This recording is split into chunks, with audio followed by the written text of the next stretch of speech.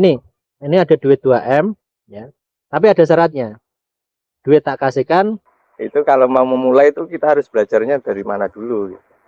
Kapasitas bisnisnya tadi kurang dan sampai Mas Bayu tadi. Yang kedua,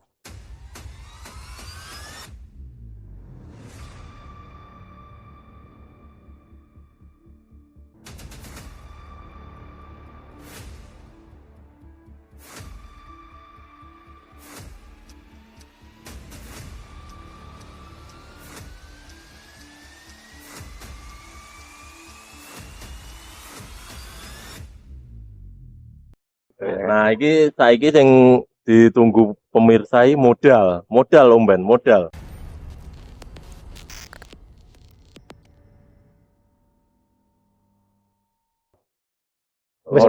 wis minat bisnis, Nggak wis punya, duwe ide kan itu ya. Idenya wis mantep, analisisnya mantep, nggak punya uang. nggak punya uang.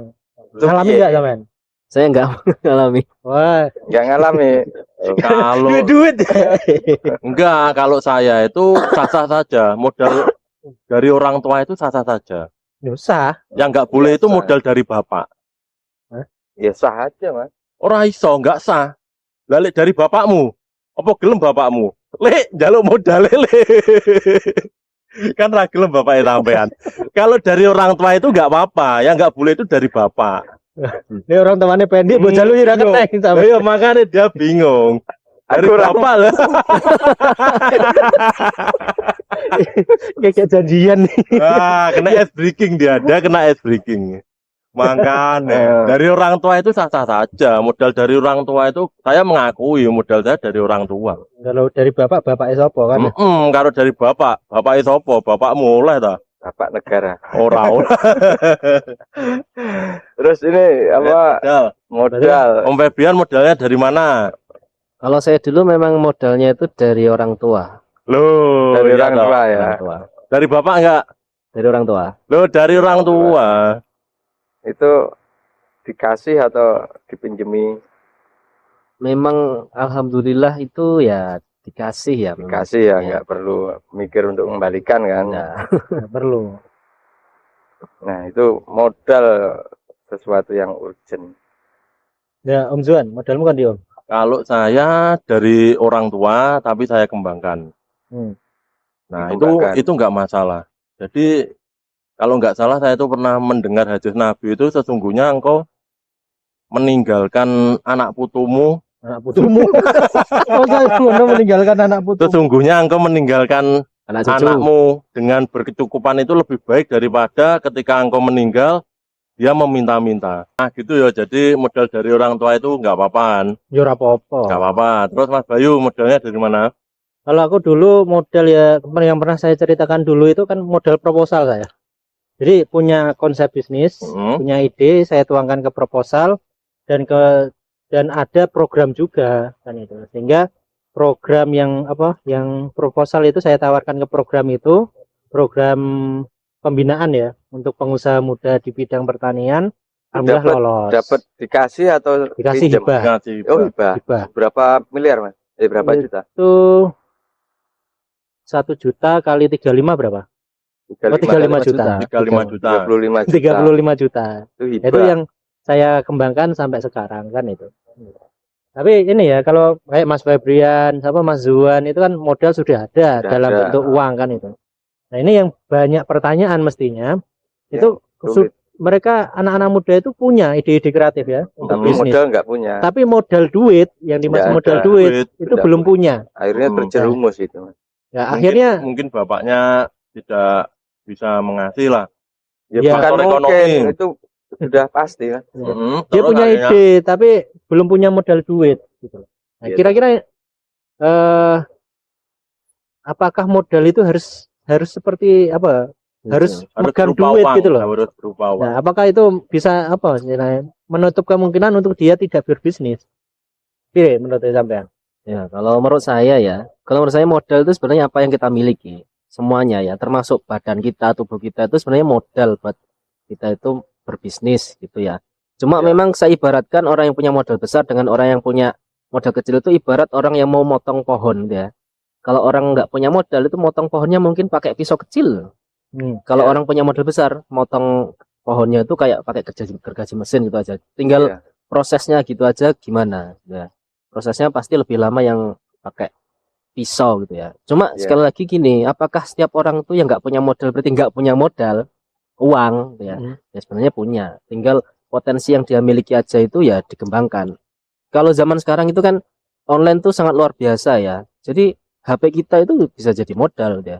Kita HP-nya dijual buat modal. itu juga bisa. Atau kita bikin sampel kecil-kecilan gitu ya, terus kita pasarkan, kita marketingkan ke orang lain itu adalah jalan keluarnya. Itu kalau marketing gitu digital marketing gitu ya. Itu modal yang kecil-kecilan saya kira. Dan itu saya kira banyak sekali alternatif di luar sana itu yang mendukung kita punya modal besar. Tentunya dalam Islam pun juga ada alternatif untuk cari modal gitu. Kalau modal bank, boleh apa enggak Mas Bayu? Ini bukan jebakan bank abangmu, itu bukan modal dari bank. Karena stimulus sekarang ini kan sangat menggiurkan. Kalau modal KPR dari bank itu nggak apa-apa. 0,8. Ayo jebak bankmu, abangmu. Enggak, kalau dari bank itu nggak apa-apa. Kalau terus? diutangi bank itu nggak boleh, kalau suruh bayar ada bunganya itu nggak boleh. Oh, Kan berarti beda modal sama utang, Ya, ya kan? itu yang harus kita pahami ya. Modal sama utang itu beda. Jangan kalau bank sampai itu nggak mau ngasih modal, nggak Dia ngasih mau, utang, tapi nggak ngasih mau. utang. dia ngasih Iya. utang kan. Beda lagi berarti. Beda lagi. Kalau modal itu kan nggak harus kembalikan senilai yang dikasih kan? Harus mengembalikan. Apa-apa? Kalau modal. Oh, Harus modal. mengembalikan. Kalau utang itu kan harus, Walik. kalau utang itu kan harus mengembalikan Iya. pokoknya plus ada Ada bunganya. bunga dari nilai pokok. Sebenarnya ya kalau utang aja nggak apa-apa, nggak masalah kalau utang tok. Yang masalah kan ada Yang bunganya, masalah ada bunganya itu. apalagi bunga desa. Ya. Tapi ya sepakat tadi ya bahwa jadi kalau meskipun kita belum punya modal berupa duit, itu apa yang kita miliki kan modal itu ya. Dulu kita masih ingat apa yang dikatakan siapa pengusaha sukses itu Bob Sadino itu Sadino. ya. Dino, Ketika ngisi seminar ada yang di sini pengen bisnis, nah, angkat tangan semua punya bisnis kan. Butuh modal berapa? Ada yang ngacung butuh 2M. Nah, modal 2M kemudian dikasih sama Bob Sadino. Ini ada duit 2M ya. Tapi ada syaratnya. Duit tak kasihkan, dengkulmu tak ambil satu kan itu, kakimu tak ambil satu. ya. Ternyata jadi diambil nggak? Nggak mau orangnya. Nggak mau. Itu menunjukkan bahwa dengkul yang kita miliki, Bisa buat jasad yang kita miliki itu modal, sudah punya itu jadi modal kan itu. utama ya. Modal utama. Tinggal kita yaitu tadi kan dalam bisnis kan nggak hanya butuh gebiar di awal kan Ya. itu, tapi Konsistensi. telaten, konsistensi. Bagaimana Sehingga sikap kita pun itu bisa jadi modal. Yang kemarin kita bahas itu ya, bahwa Rasulullah itu kan sudah mencontohkan. Rasulullah itu punya sifat apa? Sidik, amanah, tablik, fatona. Tablik, Itu modal fatona. sebetulnya yang dicontohkan Iya. oleh Rasul pada umatnya. Yang ketika kita berusaha memiliki 4 sifat ini, kepercayaan orang kan yang kita harapkan ya. untuk percaya bisa orang. mempercayai kita untuk mengelola bisnisnya misalnya, atau mendanai bisnis, ide-ide bisnis kita. Ya. Dan itu kan ya terbukti kan, Khadijah mempercayai Rasulullah karena sifat-sifatnya, Ya. hingga berdagang ke Syam, setelah itu pulang kan dinikahi Ya.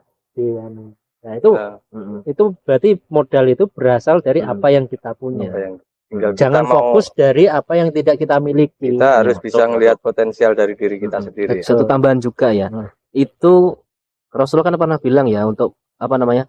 Kita harus sering-sering bersilaturahim ya. Karena silaturahim itu memperpanjang usia dan memperluas rezeki ya. Perluas, enggak memperambah. Iya, Memperluas sama ya, aja lah. sama. Memperluas rezeki. Kenapa? Karena memang dari situ kan hikmahnya itu kalau kita punya banyak circle itu kan kita banyak kenalan itu memang di situ terbuka Peluang. peluang. Peluangnya lebih besar. Peluangnya lebih besar. Tapi Jadi memang gini, pertanyaannya silaturahim. pengusaha muslim itu ketika melihat banyak peluang, ya kan, punya banyak peluang ini, itu ada sesuatu yang mereka lupakan gitu. Apa? Selain mereka itu belajarnya apa namanya ilmu bisnis, itu kan ada yang terlupakan sebagai identitas mereka pengusaha muslim. Gitu. Iya. Itu apa yang terlupakan, Mas? Sebagai pengusaha muslim selain ilmu bisnis lah. Sampai bedek-bedekan nih. Intinya itu boleh ditabrak semua enggak sebagai kita seorang pengusaha muslim. Gitu loh, maksudnya itu paling gitu. tabrak kabeh loro Om. Mungkin scale up dengan cara utang bank atau Bank. gimana. Nah itu sampean jelaskan lah. Jelaskan. Oh, Ya. iya no. Ya, ya itu ya. Jadi satu bisnis itu dia punya ilmu sendiri ya. Bagaimana memperbesar keuntungan, bagaimana kita teknik marketingnya hingga pasarnya bisa semakin luas. Selain itu kita punya identitas sebagai seorang Muslim yang itu juga terikat kan itu. Bisnis itu pilihan kita karena kita bisa kerja atau bisa bisnis. Ya. Kita Muslim itu kan juga pilihan kita. Jadi kita sadar kita milih Muslim itu ketika kita milih Muslim keterikat dengan aturan-aturan sebagai seorang Muslim. Harus 100% terikat 100% ya. kan. Ada konsekuensinya. Dan itu yang sering dilupakan oleh Muslim. teman-teman kita, saudara-saudara Muslim kita yang bisa jadi belum memahami aturan-aturan Islam itu dalam berbisnis. Nah, Yang sering kita bahas nanti ada kelasnya sendiri tentang fikih muamalah. Oh, maksudnya Oke. Fikih muamalah itu sehingga setiap bisnis yang kita lakukan itu ada aturan-aturannya. Mulai dari bisnis yang halal, produknya halal, prosesnya juga halal, kemudian apalagi akad-akadnya akadnya itu halal. harus sesuai dengan aturan-aturan syariah. Itu kan semua diatur di dalam Islam. Islam ya. Dan itu sebagian besar belum memahami ini ya. Nah, ini menariknya. Sehingga ketika kita berbicara bisnis sebagai seorang Muslim, tidak hanya bagaimana kita mendapatkan untung, Ya. tapi kita juga memastikan bisnis yang kita kelola, hasil yang kita dapatkan itu berkah atau tidak. Itu Itu penting ya, sekali. Itu penting. Itu kan tadi yang pernah yang saya spill tadi ya, apa namanya? Jalan salah satu yang pasti sukses seorang pengusaha Muslim kan harus melakukan itu. Biar suksesnya panjang, kalau nggak di dunia di akhirat kan gitu. Jadi memang awalnya itu sesuai sama niat ya. Tujuan kita cari uang, baik itu bisnis maupun kerja ya. Ya. Itu sebetulnya buat apa gitu ya. Ya. Nah, Itu kita nggak masalah bisnis atau kerja kan nggak Iya. masalah ya. buat saya bisnis maupun kerja itu ya sama aja. Yang penting itu ikhtiar ya. Kalau masalah bisnis atau kerja itu sebenarnya masalah passion tadi itu ya. Masalah rasa aja itu seneng yang mana gitu ya. Balik lagi tadi ya. Jadi memang itu semuanya sesuai dengan niat. Kita itu mencari uang buat apa? Tentunya kita cari uang itu buat makan. Itu kan inti dasarnya itu kan seperti itu ya. Makan itu buat apa? Biar bisa tetap hidup ya.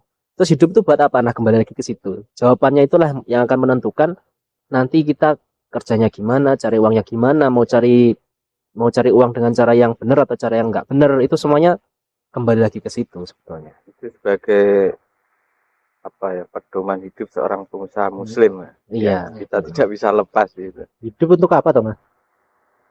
Hidup ya Hidup kalau untuk sesuai nikah. Muslim ya untuk beribadah. Ya. Wa ma khalaqtul jinna wal insa illa liya'budun. Ini pengusaha apa Ustadz lagi? Itu harus melekat ya. Oh, gitu. Ya, antara Muslim dengan bisnis itu harus melekat. Nah, menarik ini. Ada jadi seorang pengusaha Muslim. Seorang pengusaha Muslim itu penting mana antara ilmu bisnis dengan fikih muamalah. Itu kalau mau memulai itu kita harus belajarnya dari mana dulu. Dari mana Om? Jadi Dari tidak mana bisa dulu? dipisahkan. Nggak bisa dipisahkan. dipisahkan. Ya, nggak bisa dipisahkan Mas. Kita Ilmu bisnis juga biar kita itu apa namanya bisnis kita itu jalan. Ya. Terus ilmu fikih itu ya biar bisnis kita berkah ya. Tetap berada pada koridor yang benar. Tapi memang ini ya menarik ya. Ketika teman-teman kita yang Muslim itu bisnis, ada juga yang gagal bisnisnya. Apalagi zaman sekarang. Nah, zaman sekarang tentu ya. Ya bisa jadi beliau sudah memahami akad-akad dalam Islam, bagaimana berbisnis secara syariat itu seperti apa. Tapi ada mungkin karena tadi antara ilmu bisnis dan fikih muamalah itu memang harus dua-duanya seimbang gitu loh ya.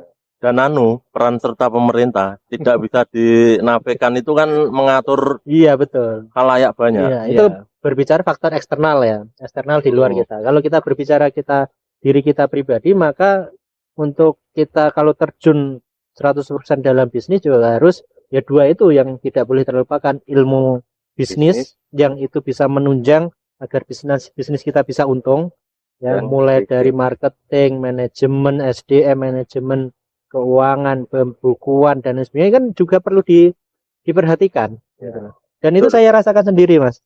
Ketika dulu saya belum paham tentang pembukuan yang benar itu Ya, secara omset besar, besar. tapi Tapi gak duitnya nyantol gak ada. duitnya.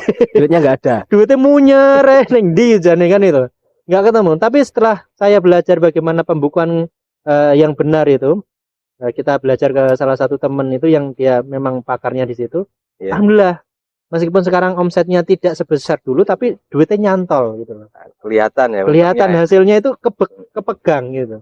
Nah, itu menunjukkan bahwa ilmu bisnis yang sifatnya itu ilmu umum itu juga wajib dipelajari sebagai bentuk ikhtiar terbaik kita. Menjaga, mencari Iya, jadi apa yang sudah kita kumpulkan harus ada manajer ya. aduh, Untuk ada memanage, mengatur ya. Kalau Nah, enggak itu fungsi krusial dari istri. Istri itu aset. Berarti intinya dalam Islam itu tidak boleh serampangan. Karena ada fikih muamalah itu kan. Ya, Itu harus kita bahas itu suatu saat itu. Jadi harus. belajar fikih muamalah. Atau Khusus sekarang aja. jangan, sudah lapar. Kalau tadi tambahan ya menarik dari yang disampaikan sama Mas Bayu tadi, sudah sesuai syariah kok tetap gagal ya. Itu ada banyak kemungkinan menurut saya ya. Yang pertama itu kemungkinan satu, kapasitas bisnisnya tadi kurang dan sampai Mas Bayu tadi. Yang kedua, karena memang itu seperti apa ya, seperti ujian. Ini beneran Ya, apa enggak? Ya. Beneran apa enggak, mau bisnis apa enggak? Nah, ini ada halangan seperti ini, masih mau fokus ke halangan atau mau fokus ke solusi dan sebagainya itu ya.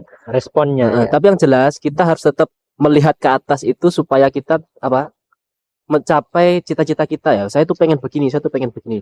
Tapi kalau memang gagal, kita harus melihat ke bawah dan kita bisa bersyukur dan kita sadar masih banyak orang di luar sana itu yang harus kita tolong. Nah, Mantap. Itu terkait dengan respon. ya, Respon itu. kita Terus terhadap masalah. yang kedua dalam bisnis itu salah satu hal yang paling penting itulah optimis. Optimis. Jadi bisnis kita walaupun gagal ya, apa namanya jatuh bangun kita harus tetap optimis. Bangkit terus. Bangkit terus. Nah, seperti anak kecil yang mau belajar sepeda itu ya, jatuh bangun lagi, jatuh bangun lagi, jatuh bangun lagi. Jadi memang Bonyok akhirnya. bonyok. Tapi ya gitu, kalau nggak dia gagal dia akan berhasil. Itu aja. Ya. Walaupun dia gagal berarti belum berhasil. Ya. Bukan gagal bakal gagal gagal terus terus. kan Nah, itu. harus tetap optimis karena memang gagal terus dia nggak mau belajar Iya. dari pengalaman ya, berarti ya. ya itu sih menurut saya. Tapi yang menarik memang ini, sebagai seorang muslim itu kita harus tahu respon ya. Bagaimana kita merespon permasalahan yang ada. Bisa jadi kita paham ilmu bisnis, Oke. sudah mumpuni ya. Oh. Karena itu sesuatu yang bisa dipelajari, ketok moto kan itu. Ya. Ya. Kita juga bisa belajar fikih muamalah dan itu Oke. real kan itu. Real. Maksudnya akad-akadnya juga jelas, ini yang Aturannya boleh, jelas. ini yang tidak boleh kan itu. Bisa jadi ketika kita sudah ilmu bisnis kita sudah paham, sudah implementasi, Ya. fikih muamalah juga sudah sesuai, tapi bisnis kita tetap gagal. Gagal.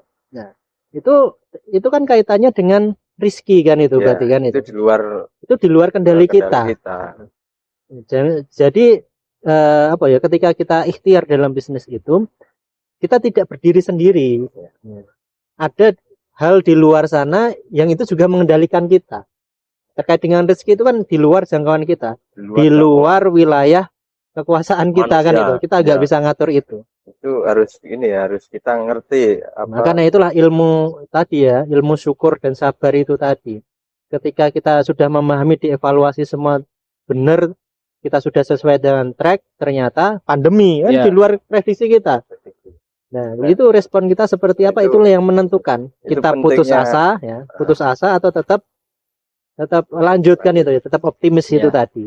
Itu penting banget ya untuk Penting. Jadi pondasi terkait dengan konsep rezeki itu sangat penting sekali. Dan biar bisa dapetin hal yang seperti ini kan kita harus punya circle, punya komunitas. Nah. Komunitasnya di sini. Titik terang Terang Institut para ya. pengusaha. Kita nanti bisa berbagi sharing-sharing ya. Ya, memang godaan ketika kita sudah punya untuk pengusaha ya, kita sudah ilmu bisnis sudah ngerti, mungkin bisa dikatakan apa saya fikih muamalah kita sudah belajar ke sana kemari, tapi di lain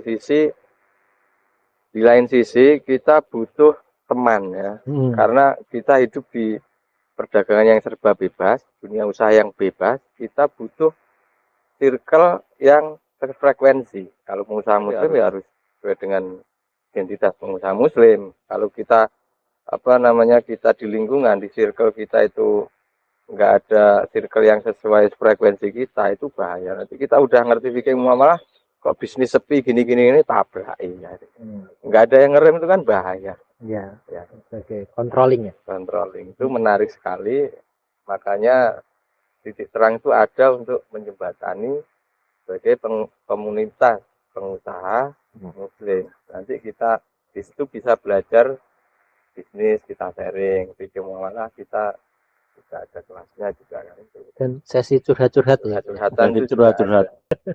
Oke, ini obrolan ini sangat menarik sekali ya. Ini belum tuntas harusnya ya. Belum tuntas Ya. nih. Kalau boleh saya tak Apa kasih poin-poin itu ya. poin-poinnya? Jadi kalau Poin-poin. kita mau berbisnis, Ya, itu yang pertama kali harus dilakukan adalah niat. niat Niatnya buat apa? Ya. Terus itu yang wudu. Ya, lanjut. Terus yang kedua adalah kita harus mencari pasar. Ya Pasar. boleh sih mau market oriented atau mau product oriented ya terserah. Tapi yang penting yang harus dicari adalah pasarnya dulu. Pasar itu mau butuh apa dan menginginkan apa. Ya. Terus yang ketiga adalah modal. Modal itu bisa berupa apa saja yang kita miliki, atau kalau mau dari segi syariat Islam mau ada tambahan modal itu ada yang namanya sistem sirkah. Nanti Ya. akan dibahas sama teman-teman. Terus yang ketiga tinggal jalankan aja dengan marketingnya, dengan brandingnya, dengan positioningnya dan sebagainya, itu nanti ada di ilmu bisnisnya. Wah, Jadi mantap. dasar-dasarnya itu tadi ya, yang tiga itu tadi niat, kemudian juga pasar, yang ketiga adalah modal. Itu aja sih yang bagi saya yang penting. Oke. Kalau bagi pengusaha muslim ya berarti harus keterikatan dengan syariat Islam itu. Itu aja sih. Mantap ini closingnya. Closing. Oke, menarik sekali ya. Kita bahas-bahas di video selanjutnya nanti. Oke, menarik sekali yang kita obrolin kali ini. Jangan lupa kita juga ada video-video yang menarik nanti.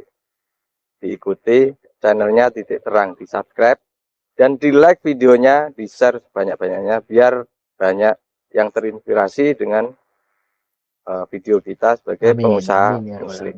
Amin. Oke, sekian dulu dari kami. Terima kasih. Assalamualaikum warahmatullahi wabarakatuh. Waalaikumsalam Waalaikumsalam warahmatullahi wabarakatuh.